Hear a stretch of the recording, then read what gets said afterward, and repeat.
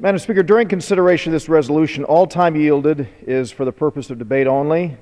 And, Madam Speaker, I ask unanimous consent to revise and extend my, which I've already done, and I ask consent that all members have 5 legislative days to revise and extend their remarks. Without objection.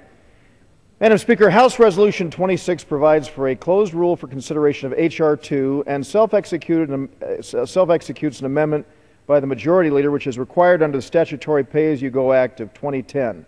This is routinely required and is similar to many provisions that have been self-executed since the enactment of statutory pay-go.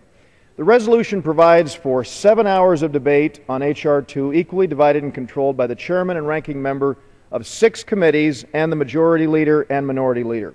It also provides the minority a motion to recommit H.R. 2 with or without instructions. House Resolution 26 provides for consideration of H.Res. 9 under a structured rule that provides an hour of debate and makes in order an amendment if offered by Representative Matheson of Utah. It also provides for 1 motion to recommit H.Res. 9 without instructions. Lastly, the rule provides for the consideration of a resolution if offered by the Majority Leader or his designee relating to the status of certain actions taken by members-elect under a closed rule. Madam Speaker, it was just before midnight that my great new colleague, Mr. Webster, and I were here in this chamber, and we filed this rule following a lengthy 12-hour hearing upstairs in the Rules Committee. And I have to say that there were many discussions that took place on a wide range of issues. But I think it's very important for us to note that there were those who argued that we should not be taking up this issue because of the fact that we should be focusing on job creation and economic growth. Well, Madam Speaker, we know that the overwhelming message that came from the American people is that we have to get our economy back on track. We have to create jobs. We have to make sure that those people who are struggling to get onto the first rung of the economic ladder are able to do just that. And that's why, when we look at a $2.7 trillion expansion of the federal government, $2.7 trillion in new spending, we recognized something that is common sense, and that is, if you're going to expand the size and scope and reach of the federal government by that magnitude, it clearly is going to kill the effort to create jobs and get our economy back on track. And so that's why today, Madam Speaker, we are taking the first step in fulfilling a key promise that we have made to the American people. With this rule, we are setting in motion an effort to repeal President Obama's job-killing health care bill and replace it with real solutions. And I underscore that again because all the attention is focused on the fact that we are going to be trying to kill good provisions that are out there. Madam Speaker, we want to start with a clean slate. We are going to repeal President Obama's job-killing health care bill and replace it with real solutions. This rule takes 2 important steps. The first is to allow for consideration of a bill to hit the reset button, so to speak, on the very damaging legislation that was passed last year under the guise of health care reform. The second is a resolution directing each of the committees of jurisdiction to craft responsible, effective, and economically viable health care solutions. Madam Speaker, the resolution lays out very clearly what real reform looks like. Real reform will help, not hinder, in our goal towards creating jobs. Real reform will lower health care premiums by enhancing competition and patient choice. It will preserve the right of patients to keep their existing coverage, if they so choose.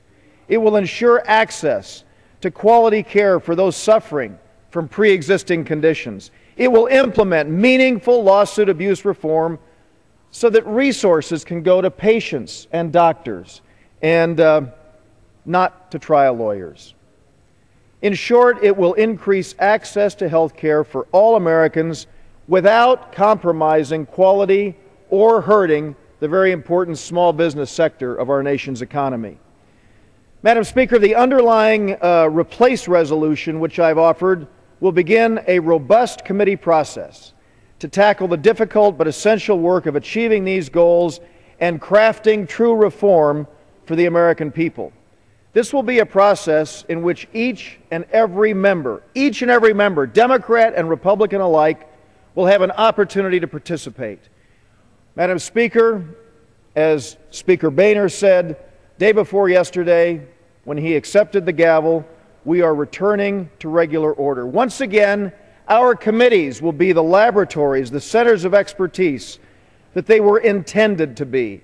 Rank and file members of both parties will play an active role in crafting legislation, scrutinizing proposals, offering amendments, participating in real debate. Critical legislation is not going to be written behind closed doors by a select few. Today's rule sets in motion a process that will be both transparent and collaborative.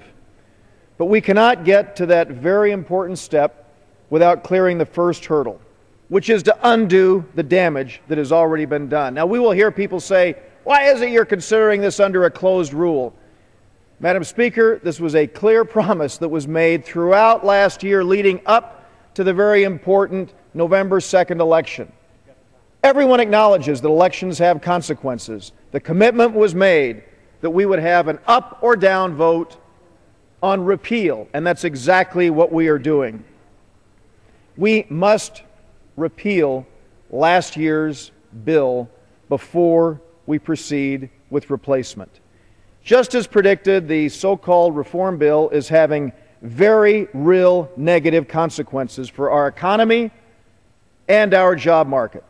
It is putting enormous burdens on job creators, particularly small businesses, at a time that is already one of the most difficult that we have faced, imposing significant new burdens and penalties while our unemployment rate remains above 9%. We got the news just a few minutes ago that it's at 9.3%. We're encouraged by that positive drop, but only 105,000 jobs were created, not the 150,000 jobs necessary to be created just to sustain the position that we are in right now. So we still are dealing with very, very serious economic challenges, and that's why we need to take a common sense approach to first repeal this measure and then deal with solutions. Above all, I will say that the onerous, unworkable mandates that have been imposed are adding greater uncertainty, which are job creation's biggest enemy. Anyone who has spent any time talking with small business owners knows this to be the case. While the economic impact is already quite apparent, the fiscal consequences are looming down the road. While the bill's authors used a host of accounting gimmicks, and I'm going to get into those further as I'm sure I'm going to be challenged on this, and I look forward to talking about the accounting gimmicks that have been utilized. While the authors used a host of accounting gimmicks, as I said, to mask the true cost of this measure, an honest and realistic assessment of the impact on the deficit shows a much clearer and, tragically, a far worse picture. The Budget Committee has demonstrated the real cost of the health care bill, as I said, and when I opened, is a staggering $2.7 trillion once it is fully implemented. It will add over $700 billion to our deficit in the first 10 years. The words reckless and unsustainable hardly begin to cover it. This bill is an economic and fiscal disaster of unprecedented proportions. The time to undo it before any more damage is done is quickly running out. Republicans promised the American people we would act swiftly and decisively, and that's exactly what we're doing. Some of my friends on the other side of the aisle have asked why there will be no amendments to the repeal bill. Frankly, there is nothing to amend. There is nothing to amend, Madam Speaker, to the repeal bill. Either we're going to wipe the slate clean and start fresh, or we're not. Now, that's not to say that there aren't some good provisions in this measure, but it is so onerous, nearly 3,000 pages, that we believe that the best way to do this is to wipe the slate clean, have an open and transparent process, and do everything we can to ensure that every single American has access to quality health care and health care insurance. Now, once that slate is completely wiped clean, we will be ready for this open and collaborative process to develop the real solutions that we have talked about. That's what we promised the American people as we led up to last November 2nd, and that's exactly what we will deliver here today.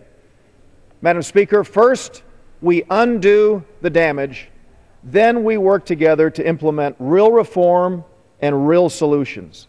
I urge my colleagues to support this rule, and then, after we've gone through the 3-day layover requirement next week, which is in compliance with another promise that we made to the American people, I urge my colleagues to support the underlying legislation, H.R. 2, which our colleague, the new Majority Leader, Mr. Cantor, has offered, and H.Res. 9, which I have introduced, that calls for our committees to work in a bipartisan way to develop solutions to the challenges that we have out there in ensuring that every American has access to quality health care. And with that, I reserve the balance of my time.